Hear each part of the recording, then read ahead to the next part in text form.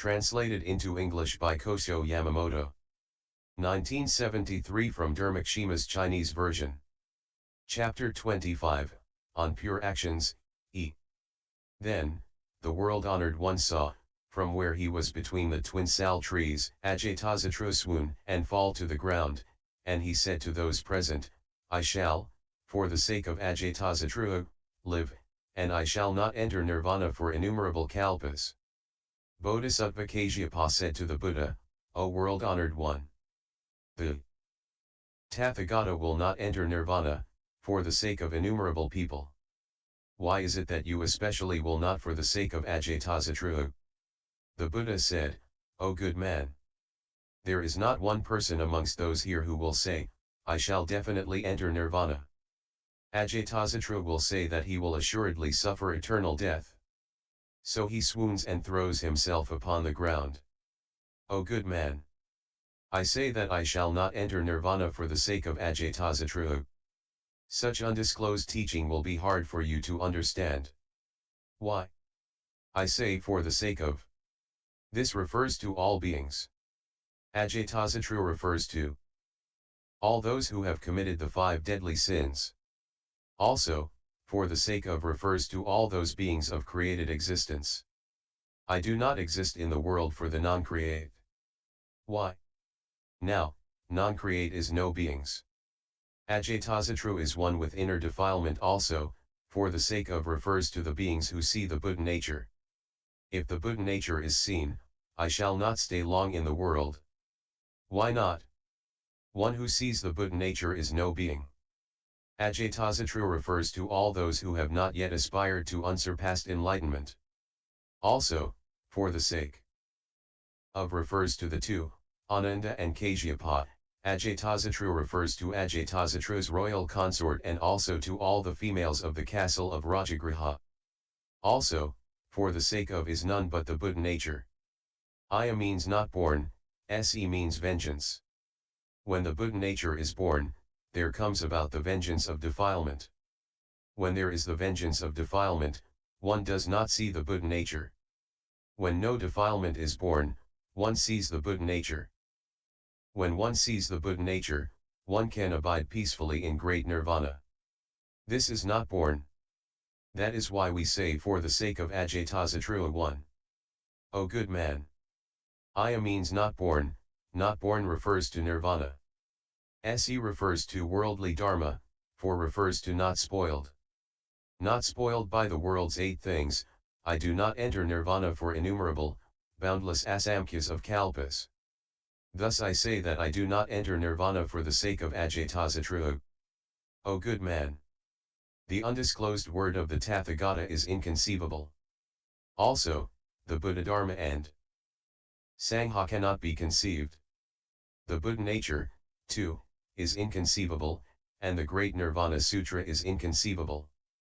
Then, the world-honored one, the all-compassionate one and guide, entered into moonlight samadhi for the sake of Ajatasatru. On his having entered this samadhi, a great light issued forth. The light was pure and cool, and it went to the king and shone upon his body. The boils on his body healed up, and the choking pains died out. Relieved of the pain of the boils and feeling pure and cool in body, the king said to Jivaka, once, I heard people say that when the kalpa is about to end, 3 moons appear at the same time. At that time, the sufferings of beings are all done away with. That time has not yet come. Where does this light come from? It shines on me and touches me, it cures all my boils, and my body feels at peace. Jivaka answered, it is not that the kalpa is ending and the 3 mons are appearing and shining. This is also not the light of Mars, the sun, or the constellations, or a medicinal herb, a mani jewel, or the light of heaven. The king further asked, if this is not the light of the 3 moons, or of the mani, then what light is it? O great king! This is the light of the God of gods. This light has no root, it is boundless.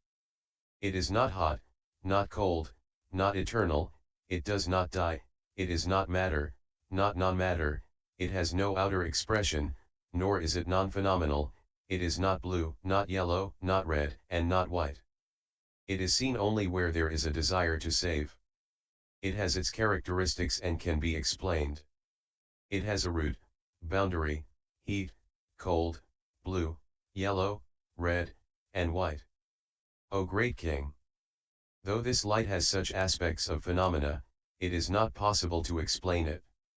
It cannot be seen, nor is there the blue, yellow, red, or white.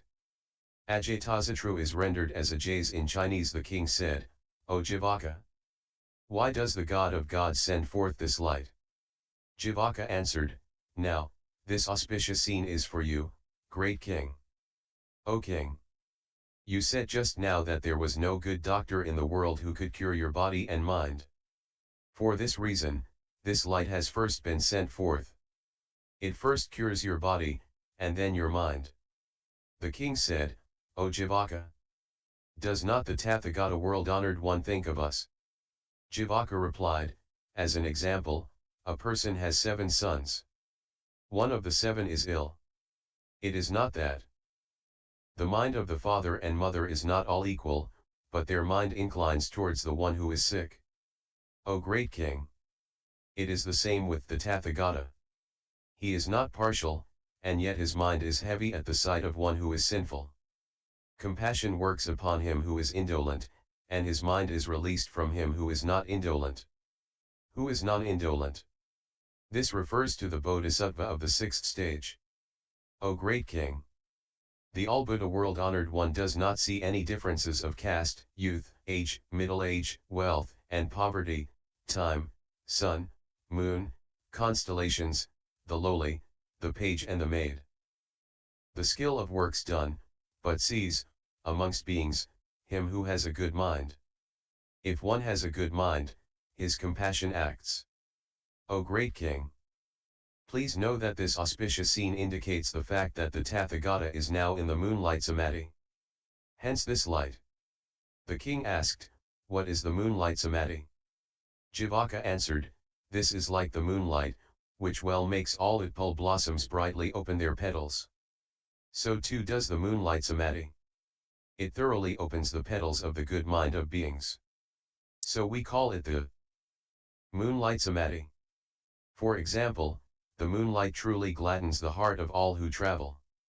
So does the moonlight samadhi. It truly awakens joy in the minds of those who travel Nirvana wards. Hence we say moonlight samadhi. O great king! The light of the moon increases daily in form and brightness, from the 1st of the month up to the 15th. The case is the same with the moonlight samadhi.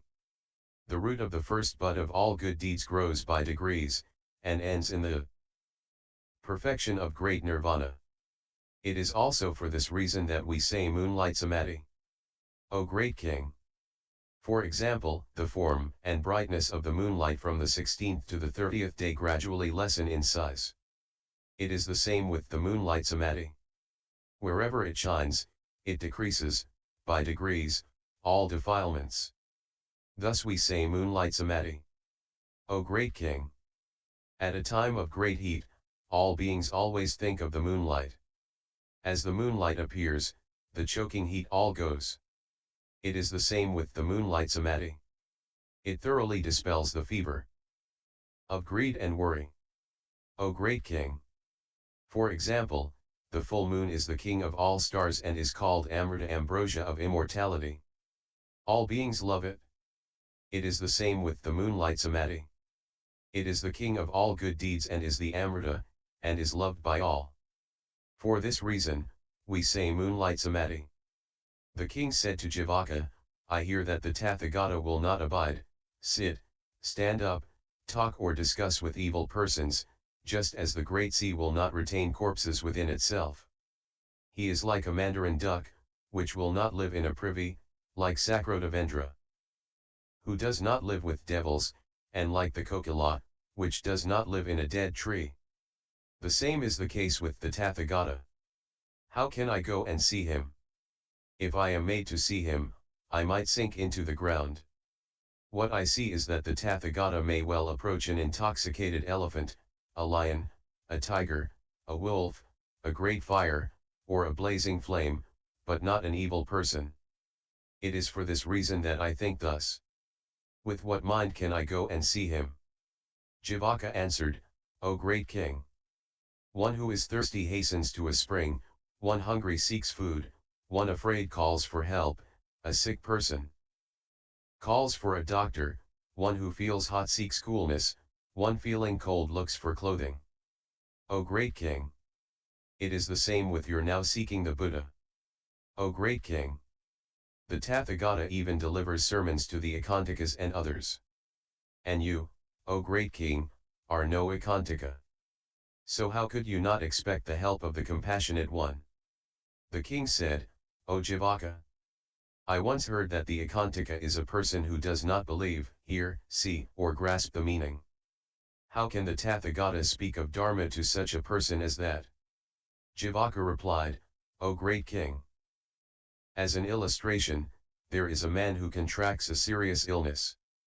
At night the person goes up to a one-pillared palace, partakes of butter, rubs it on his body, lies on ashes, eats ashes, climbs up a dead tree, plays with monkeys, and sits and reclines with them, and sinks into water or mud. He jumps from a high building, a high mountain, trees, elephants, horses, cows, and sheep. He wears blue, yellow, red, or dark-colored clothes, laughs, sings and dances. He looks at crows, eagles, foxes, and raccoon dogs. His teeth and hair fall out, he is naked, sleeps with dogs as his pillow amidst dung and dust. Furthermore, he walks, lives, and stands amongst the dead, holds hands with them and eats. He sees in dreams that poisonous serpents cover the path and that he must pass these. Or he embraces a hair-covered woman, and wears clothing made of tala leaves. He dreams that he is riding on a broken cart drawn by a donkey or is playing in front of it. Having dreamt thus, his mind is worried. Due to this worry, his illness increases. As the illness increases, all the people and his relatives send for a doctor. The errand boy dispatched for the doctor is of small stature and is lacking in carnal organs. His head is dusty, and he wears tattered clothes, and he means to carry the doctor on a broken-down cart. He says to the doctor, "Quick! Get in the cart." Then, the good doctor thinks to himself, "Now, this messenger looks ill and unpleasant. I know that the sick person is difficult to cure." He also thinks, "The messenger does not look very auspicious. I shall now look into the fortunes of the day and see if I can cure the patient or not." The 4th, 6th, 8th, 12th, and 14th are bad days, when illnesses do not heal up. He further thinks, "This is a bad day. I shall now look into the stars and see if I can cure the patient or not. If it is the time of such stars as Mars, Revti, Kritika, Apabharani, Shishcho, and Mancho, illness is hard to cure." He also thinks, "As the stars are not in an auspicious constellation, I shall now look at the time.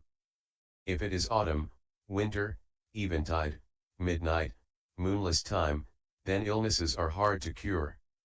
Also he thinks, even though all such aspects indicate ill omens, things may be definite or indefinite. I shall now see the sick person himself. If fortune is favorable, there will be a cure, if not, nothing will help. Thinking thus, he goes along with the messenger. On the way, he again thinks, if the sick person is destined to live long, his illness will be cured. If not, there can be no cure. And in front of the cart, he sees two children quarreling and fighting, catching hold of each other's head, tugging at their hair, throwing tiles and stones, and brandishing and striking with swords and staffs. He sees people bearing fire, which spontaneously dies out, or people felling trees, or catching hold of skin and going along, tugging at it, or things left out on the path, or people holding empty things, or a sramana walking alone, without a companion, or a tiger, wolf, crow, eagle, or fox. Seeing this, he thinks, I see the messenger that is sent, all that is happening on the road, and I see that they all indicate bad omens. I know that this illness will be hard to cure. Also he thinks, though the omens are bad, let things go as they must. I shall go and see this illness. Thus thinking, he hears this said on the way, things such as forgetting, death, collapsing, breaking, skinning, falling, burning, and non-coming cannot be cured. Also, to the south, he hears the cries of such birds and beasts as crow, eagle, sarika, dog, rat, fox, pig, and hare. Hearing all of these, he thinks, I know that it will be hard to cure this sick person. Then he arrives at the place of the sick person and sees the sick man. Cold and heat press down upon him time and again, his joints are painful, his eyes red, and the ringing in his ears can be heard from without. His throat is gripped by convulsions and pains, and the surface of his tongue is cracked. The person is of a truly dark color, and his head is not in order. His body is dried up, no perspiration comes out.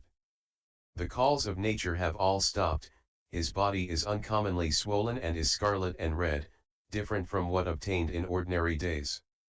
There is no balance in his voice, which is at times coarse and at times weak. Spots can be seen all over his body, strangely blue and yellow in color. His belly is swollen, and his speech is not clear. The doctor, on seeing this, asks the attendant of the patient, how does the patient feel? The answer comes back, O great doctor! This man previously respected the three treasures and all devas. Now, this person has changed and has ceased to respect them. 272 Hitherto, he gladly gave, but now he is miserly. In the past, he ate sparingly, but now he eats a lot. Previously he harmonized with good, but now he is evil. Hitherto he was filial and respected his father and mother, but now he has no mind to respect them. The doctor, having heard all this, steps forward and smells. What he smells is idpal, the mixed smell of agaru, pirka, tagarika, tamalapatra, kunkumam, sandalwood, the smell of roasting meat, the smell of wine, the smell of roasting spines and bones, the smell of fish, and the smell of dung. Having smelled these good and bad smells, he steps forward and touches the patient's body, which is as delicate and soft as silk or cotton or the kalpas, a cotton tree flower. Or it is as hard as stone, or cold as ice, or hot as fire, as astringent as sand. Having seen all this, the good doctor sees that the man will surely die. Of this he has no doubt. But he does not say that the person will surely die. He says to the sick man's attendant, I am busy now. I shall come back tomorrow. Let the man eat whatever he desires to eat, and do not say no. And he returns home. The next day the messenger comes, to whom the doctor again says, my business is not yet concluded, besides, the medicine has not yet been made up. The wise should know that such a sick person will assuredly die. O great king! It is the same with the world-honored one, too. He well knows what the ekantika is, and yet he speak to him of Dharma. Why? If he did not speak of Dharma, common mortals would all say, the Tathagata has no compassion. If he has, we say all-knowing, if he does not, how can we say that he is the all-knowing one? Thus would they say. For this reason, the Tathagata delivers sermons to the ekantikas. O great king! The Tathagata sees all sick persons and always dispenses the medicine of Dharma. The Tathagata is not to blame if the sick do not take the medicine. O great king! There are two kinds of ekantika. One gains the wholesome root kusalamula in the present, and the other the wholesome root in the life to come, i.e. next life. The Tathagata well knows which of the ekantika will gain the wholesome root in this life. So he speaks of Dharma. Even to the one whose wholesome root actualizes in the life to come, he speaks of Dharma. The result may not come about now, but he makes it the cause in the life to come. For this reason does the Tathagata speak of Dharma to the ekantika. Of the ekantika, there are two kinds. One is sharp, and the other is of middle grade. The one of sharp grade gains the wholesome root in this life, the one of middle grade will gain it in the life to come. The all Buddha world honored one does not speak for nothing. O great king! For example, a person who is clean does not fall into the privy cesspit. A good teacher of the way sees and pities him, and goes forward, catches hold of his hair and pulls him out. So do things obtain with the all-Buddha Tathagata. He sees all beings falling into the pit of the three unfortunate realms. He effects expedients and saves them. It is for this reason that the Tathagata does indeed speak of Dharma even to the Ekantikas. The king said to Jivaka, "If things obtain thus with the Tathagata, I shall tomorrow check the fortunes of the day and the stars to see if they are good, and then I shall go." Jivaka said to the king, "There is no finding out of the best day and stars in the teaching of the Tathagata.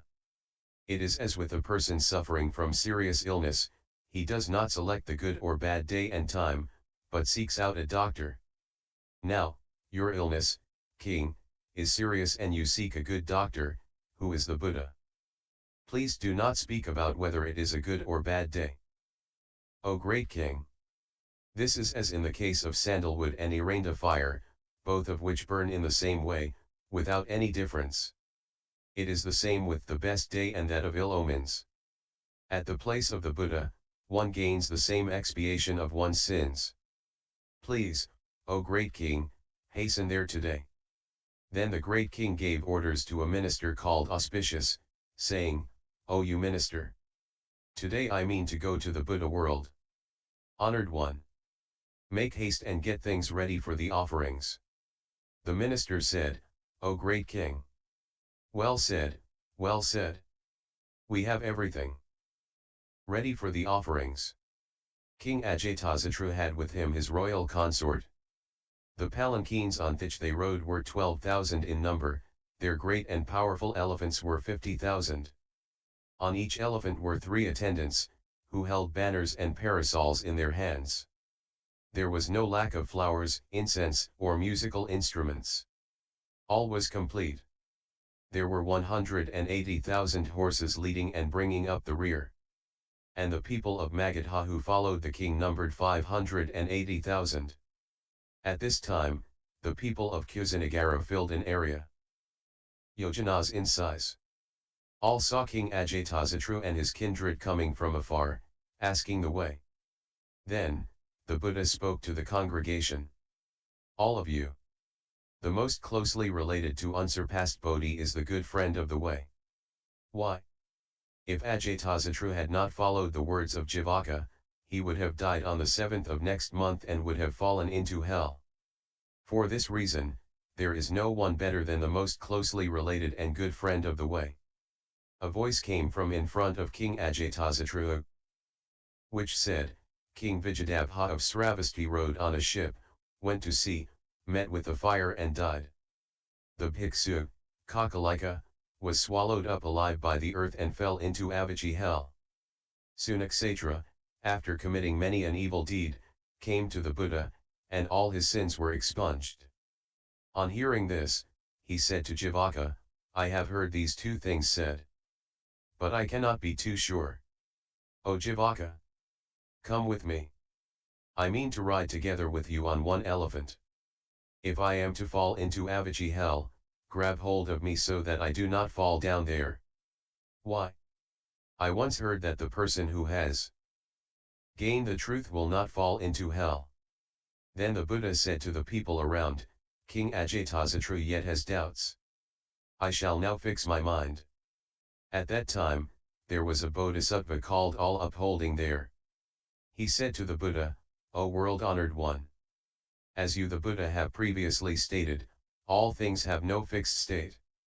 Matter has no fixed form, and Nirvana has no fixed form, either.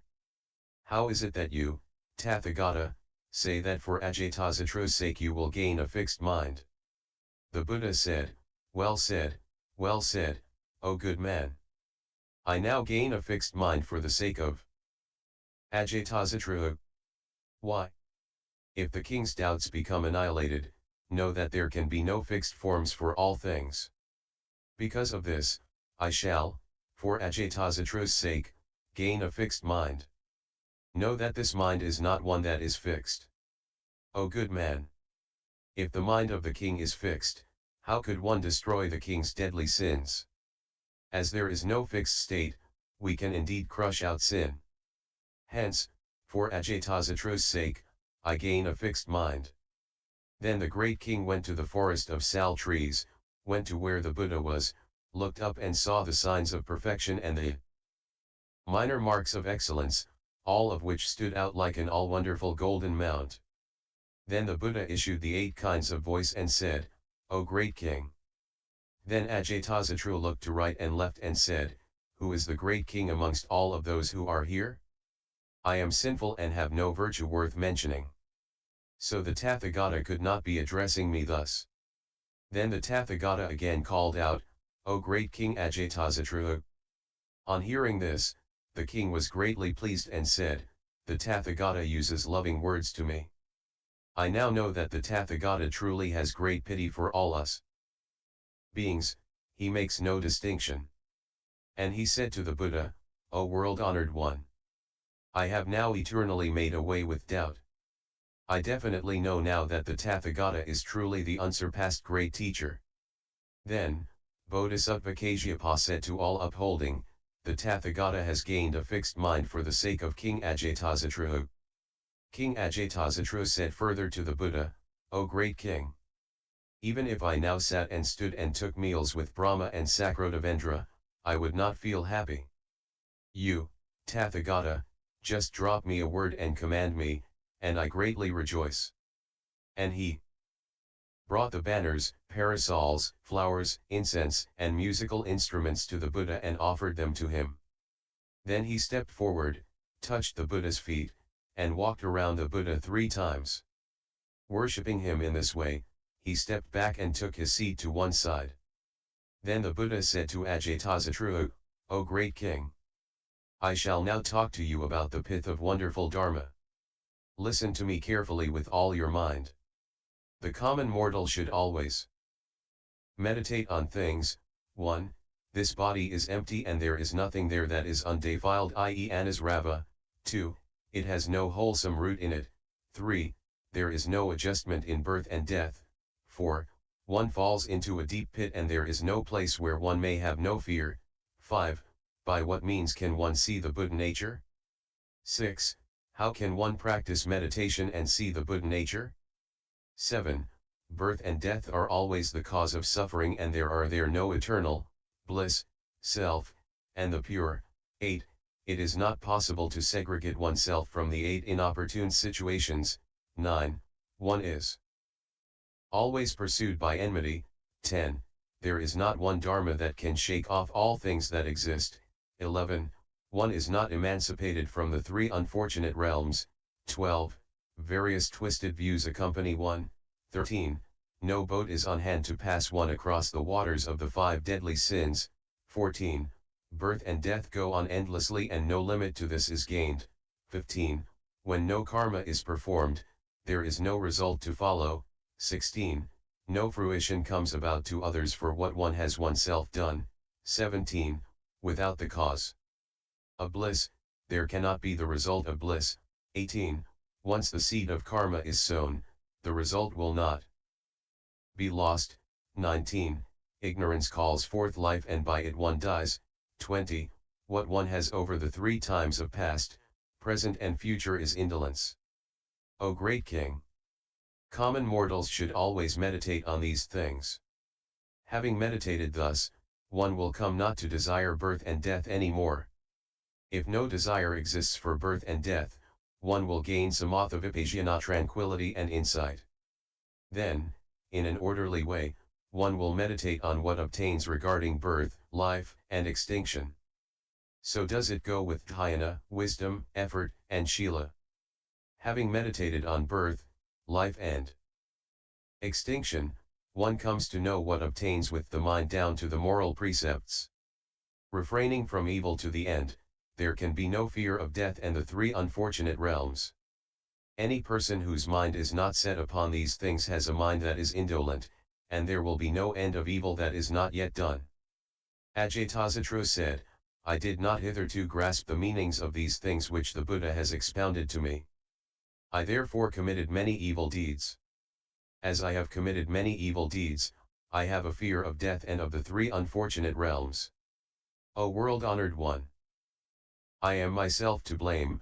I myself have invited the suffering upon myself and am responsible for all these grave sins. Though my father, the king, was utterly blameless, I committed deadly acts against him. Whether or not I may have meditated on all of these things, I am sure that Avicii hell awaits me. The Buddha said to the great king, all things that exist, and their characteristics, are not eternal, there is nothing that is fixed. O king! How can you say that you will definitely go to Avicii hell? King Ajatasatru said to the Buddha, O world-honored one! If all things do not have a fixed state, then the sins that I have committed cannot be fixed, either. If killing is definite, there cannot be any saying that all things are not fixed. The Buddha said, O great king! Well said, well said. The All-Buddha, world-honored one says, all things have no definite aspects. You, king, well know that killing, too, is not definite. For this reason, know that in killing, too, there is nothing that is definite. You say that your father was innocent and you killed him. Who is your father? Only a provisional man made up of the 5 skandhas, towards which you carelessly entertain the notion of father. Which of the spheres and realms is your father? If matter rupa is father, the other 4 skandhas must be false. There cannot be anything such as rupa or non-rupa that can combine together and make father. Why not? Because there cannot be anything, by nature, that can be called rupa or non-rupa.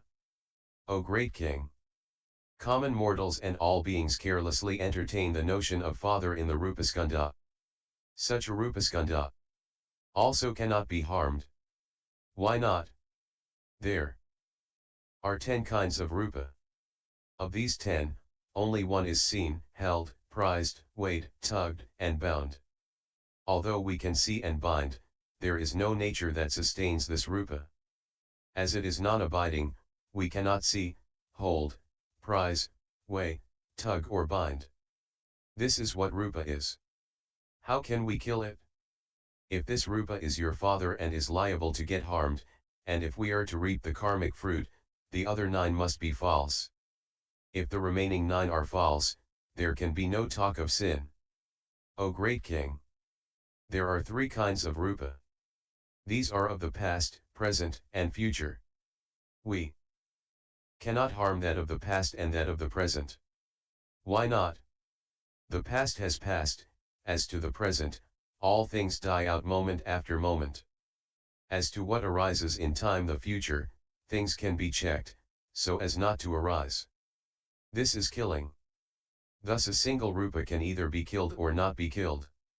As there are the 2 cases of being killed and not being killed, we can say that nothing is ever definite. If rupa is not fixed, killing too is indefinite. Since killing is not definite, the karmic consequence is also not definite. How can you say that you will fall into hell? O great king! There are 2 kinds of karmic results to what beings do. One is light and the other is grave. What concerns mind and mouth is light, what is done by body, mouth, and mind is grave.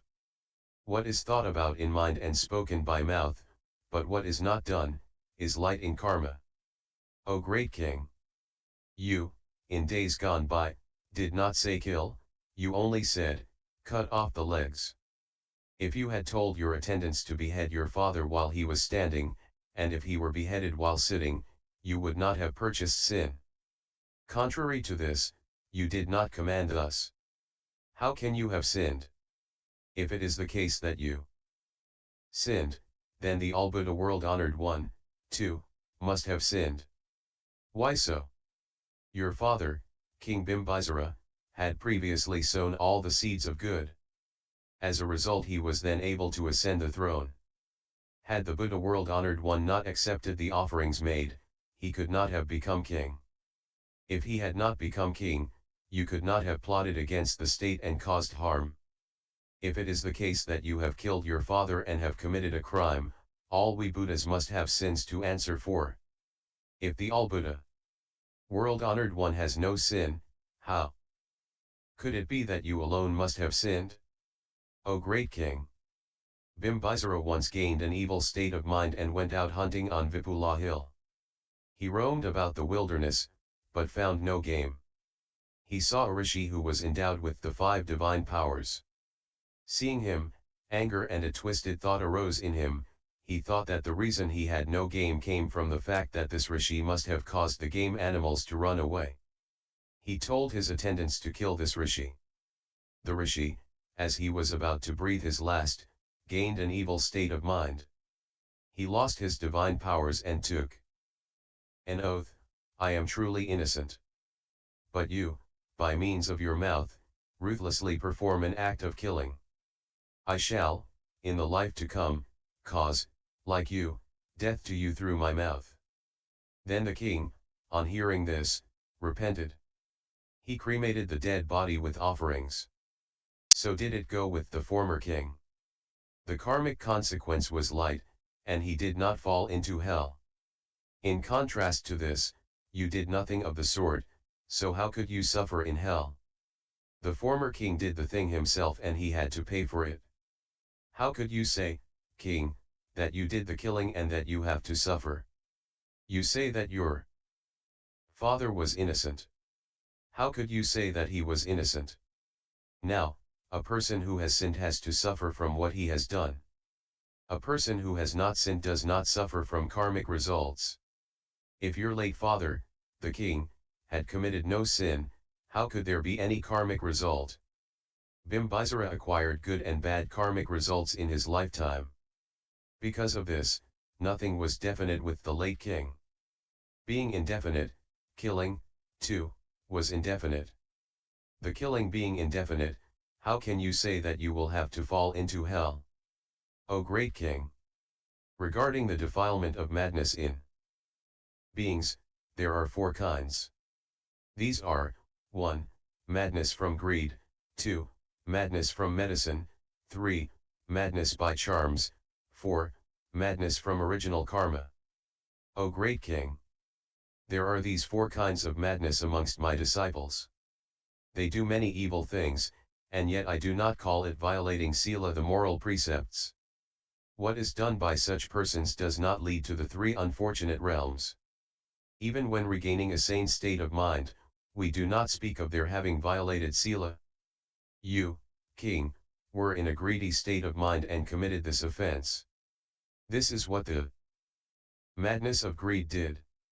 How can we call this sin? O great king! A person takes drink, becomes intoxicated and kills his own mother. Once the intoxication has passed, he repents. Know that this action also does not call forth karmic results. O king! The intoxication of greed is not the action of a sane mind.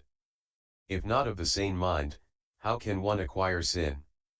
Now, a juggler at a crossroads displays various forms of men, women, elephants, horses, garlands, clothings, etc.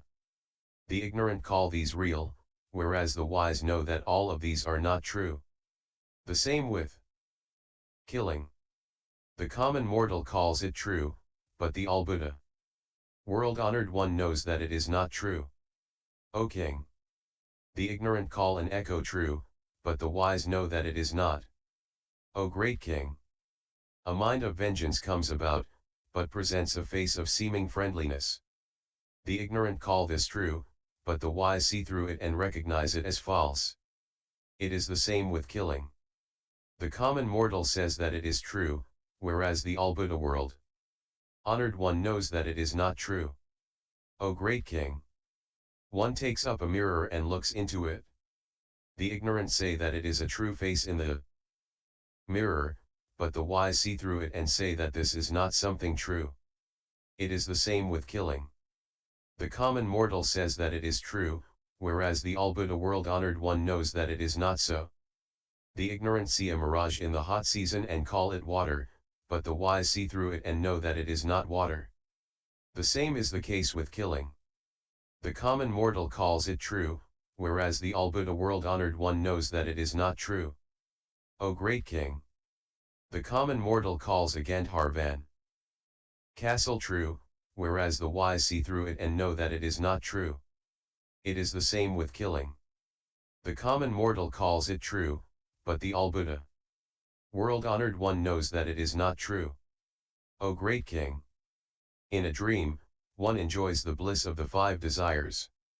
The ignorant call these true, but the wise see through it and know them and know that they are not true. The case is the same with killing. The common mortal says that it is true, but the all-Buddha world-honored one knows that it is not true. O great king! I know all about killing, the act of killing, the killer, the karmic results of killing, and emancipation. That is to say that there is no sin. O king! You may know of killing, but how can there be any sin? O great king! For example, one may know how to serve wine, but if one does not drink it, one will not get intoxicated.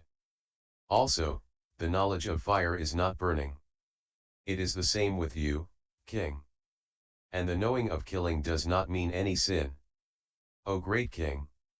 The beings, at sunrise, commit various sins, and at the rise of the moon commit robbery, but they do not perform any sinful acts. When there are no sun and moon out, the sun and moon enable them to commit crime.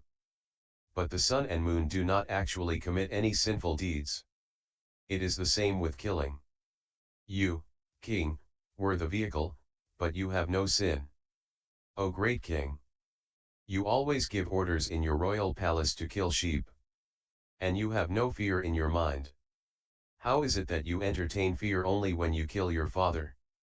We say respectable and disrespectable as between man and animal. But both equally love life and fear death. In this, there is no difference. Why is it that your mind is light when you have killed sheep and that you fear greatly when you have killed your father? O great king! Man is a servant of craving, and is not free. Driven by craving, a person commits the act of killing. There can be karmic results. But craving Trishna is to answer is responsible. You, king, feel molested oppressed. But who is to blame? O great king! For example, Nirvana is no is and is not a not is. Yet it is an is. The same applies to killing. Though not is and not is, it is yet an is. It is not is with the person who repents, it is not is with the person who feels no repentance. One who harvests the karmic consequences calls this is, one who sees void regards it as not is. For one who holds the world view of is, it is not is, and for one who bases himself on the is theory, it is an is. Why? Because a person of this world view reaps karmic results. A person who upholds the world view that there is no is reaps no karmic results. For a person who holds the world view of the eternal oneness of his existence, it is not is. For a person who holds the non-eternal oneness theory, it is not is. For a person of the eternal theory, it cannot be not is. Why not? Because a person of this eternal theory harvests an evil karma. Hence, for a person of this eternal theory, it cannot be not is. For this reason, not is and not is are is. O great king! Now, beings speak of an exhaling inhaling breath. When we cut off the exhaling and inhaling breath, there is death. All Buddhas follow the way of life of the lay and say that there is killing. O great king! Matter rupa is non-eternal, the causal relations of matter are also not eternal. How could matter, which arises out of an impermanent cause, be eternal? This applies down to consciousness, which is non-eternal, and the causal relations of consciousness are also non-eternal. How could the consciousness that arises out of impermanent causation be eternal? Due to impermanence, there arises suffering, due to suffering, what there is void, due to the void, what there is non-self. If there are impermanence, suffering, void, and non-self, what does one kill? If impermanence is killed, what there is eternal nirvana. If suffering is killed, one must gain bliss. If the void is killed, one must gain the real. If the non-self is killed, one must gain the true self. O great king! If impermanence, suffering, the void, and non-self are killed, you must be equal to me. I, too, killed impermanence, suffering, the void, and non-self, and I am not in hell. How could you fall into hell? Then, King Ajatasatru meditated, as told to by the Buddha, on matter down to consciousness. Having thus meditated, he said to the Buddha, O world-honored one! I have come to know for the first time that matter is non-eternal and down to the fact that consciousness is non-eternal. If I had so meditated, I could not have sinned. In days gone by, I heard a person say that the all-Buddha world honored one always becomes the parent to all beings. Though I heard so, I could not be quite sure. Now I definitely know. O world-honored one! I also heard that the King Mountain, Mount Sumeru, is made of the four treasures, gold, silver, Vaidurya and Sphatika, and also that all birds change their color, according to the color of the place they go to. Though I heard so, I was not quite sure. As I now come to Mount Sumeru, I am now of the same color. To say that I am the same in color means to say that all things are non-eternal, suffering, void, and non-self. O world-honored one! I observe that in the world the Aranda ricinus communis comes from the Aranda seed, but not that sandalwood comes from Aranda. I now see for the first time that sandalwood comes from the Aranda seed. The Aranda seed is none but I. The sandalwood is the faith that has no root in my mind. I say rootless. That is to say that I first did not know how to respect the Tathagata, that I did not believe in the Dharma and Sangha. This is what I call rootless. O world-honored one! If I had not met with you, the Tathagata world-honored one, I would have had to live for innumerable asamkhas of kalpas in a great hell, suffering their infinite pain. I am now fortunate to have met with you, the Tathagata. By virtue of having seen this Buddha, I can now crush all defilements and the evil state of mind. The Buddha said, O great king! Well said, well said. I now know that you will surely destroy the evil state of mind of beings. O world-honored one! If I could well destroy the evil state of mind of beings, I could well fall into avicii hell and suffer great pain there for innumerable kalpas, and I should not feel it as pain. And the innumerable people of the state of Magadha aspired to unsurpassed Bodhi enlightenment. And when all such people had aspired to the great mind, all the grave sins of King Ajatasatru became light. And the king, the royal consort, the ladies of the harem, and the attendant females aspired to unsurpassed Bodhi.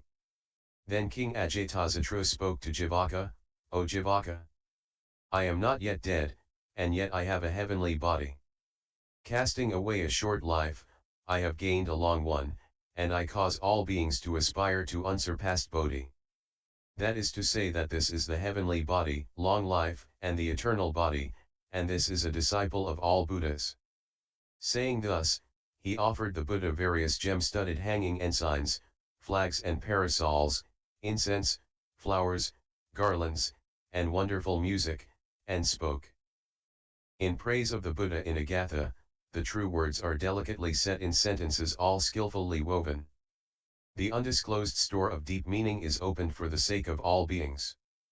The implications are great and extensive, but told in simple ways, for being's sake. Perfect in all such words he thoroughly cures beings. 278 Any being blessed with hearing these words will definitely come to know, whether he believes or not, that all this is the sermon of the Buddha.